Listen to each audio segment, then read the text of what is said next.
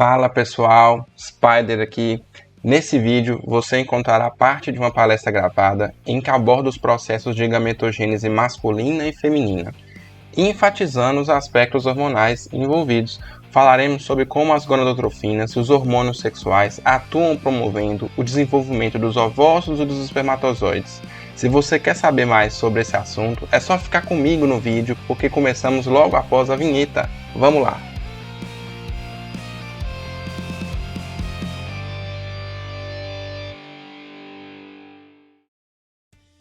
Então, primeiro procurei explicar por que a célula fica parada, né? Esse processo, esse controle aí envolve, então, esses fatores promotores, né, que vão ser inativados dependendo do evento, né, que está acontecendo. O LH, então, é primordial. Mas, para a gametogênese como um todo, né, também teremos outras substâncias. Destaco aqui a ativina, talvez seja novidade, talvez não.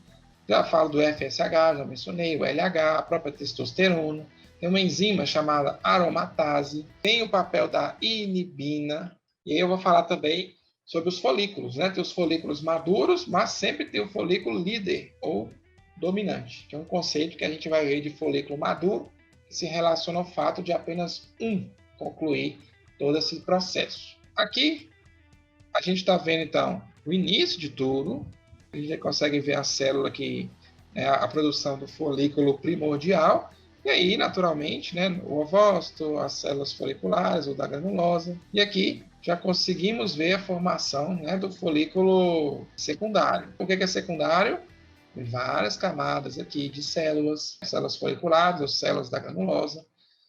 Tem a teca interna, teca externa, que vai se formando aqui. Aquela teca que eu queria mostrar para vocês. A teca está crescendo, ela é formada também de células do estroma ovariano. A zona pelúcida também está sendo mostrada aqui, mais detalhes. Então, nessa imagem, o que a gente pode observar? Aqui está o ovócito, o azulzinho a zona pelúcida e a célula folicular, igual no outro esquema. Dá para observar também essa formação em microvilosidades.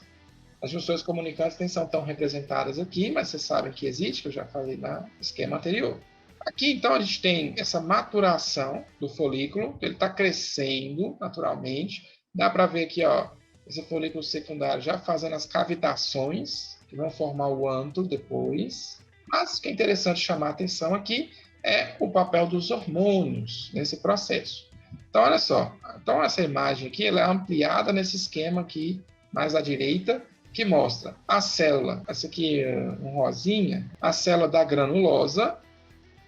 O que separa a célula da granulosa das células da teca, né? Vão ser uma membrana, tipo uma membrana basal, né? Só que com essa chamada de membrana granulosa.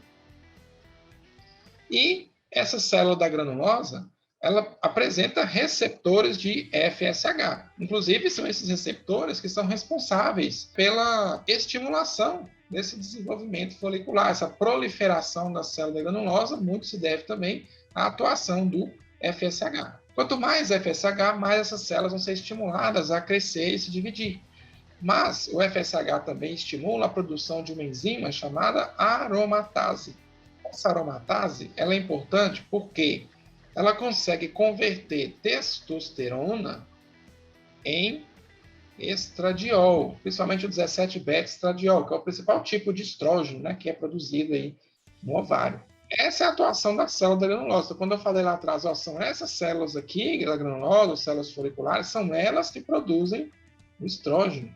E esse estrógeno vai ser importante porque ele vai ajudar muito naquela fase proliferativa que a gente tem lá no endométrio, no ciclo endometrial, durante os primeiros dias do ciclo reprodutivo feminino. Bom, tem a membrana granulosa, mas também tem a célula da teca. Essa célula da teca é ela que vai produzir testosterona, sob estimulação de quem?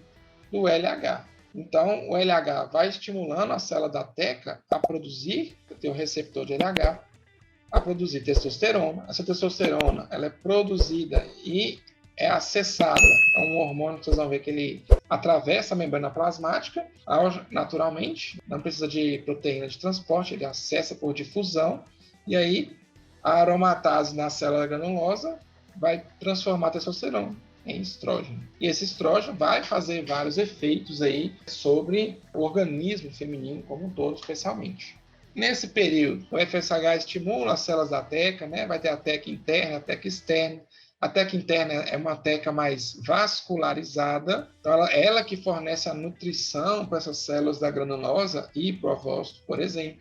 A teca externa, ela tem mais colágeno e células musculares lisas, como eu mostrei naquela imagem anterior, que vão ser importantes para a ovulação depois. O LH vai atuar bastante, né? Quanto mais as células forem estimuladas com FSH e LH, mais o processo se desenvolve. Olha aqui já no folículo maduro. Olha só como a célula da teca está rica em receptores de LH.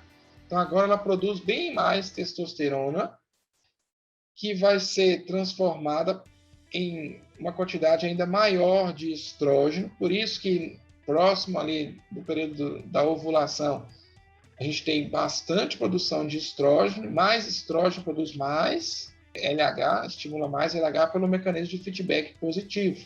Olha que interessante também, nesse período aqui, essas células da granulosa passam a expressar receptores de LH também. Então, além de aumentar os receptores de FSH, tornar essas células mais desenvolvidas, elas também produzem mais receptores de LH. Ao ponto que, quanto mais essa célula tiver receptores para FSH e LH, mais sensíveis elas são a esses hormônios. Isso aqui é um aspecto importante. Quanto mais essa célula ficar sensível, menos concentração de hormônio é necessária para estimular ela. Essa é a diferença, então, do chamado folículo dominante dos demais folículos. O folículo dominante, ele vai atingir um ponto que ele tem tanto receptor de LH e FSH que ele é quase independente dos hormônios hipofisários. Pouquinha concentração do hormônio hipofisário já é suficiente para manter o crescimento e a maturação desse folículo. Enquanto, ao mesmo tempo, vão ter outros folículos que não vão estar no mesmo patamar de sensibilidade a esses hormônios. Então, menos sensibilidade vai caracterizar, então, os folículos que vão sofrer atresia. Por quê? Quando a célula estiver nesse ponto aqui, ela vai começar a produzir um hormônio chamado inibina. A inibina, o que ela faz? Ela age na hipófise e talvez no hipotálamo, inibindo, daí vem o nome, inibindo a produção dos hormônios hipofisários, FSH e LH. E aí, nesse instante, a concentração de LH e FSH diminui e é apenas aquele folículo que está produzindo inibina, ele é chamado de líder, né, o dominante, ele é quase independente desses hormônios hipofisários, porque pouca concentração já é suficiente para eles continuarem evoluindo, enquanto os outros que ainda dependem não conseguirão mais completar a maturação folicular. Por isso, eles entram em atresia.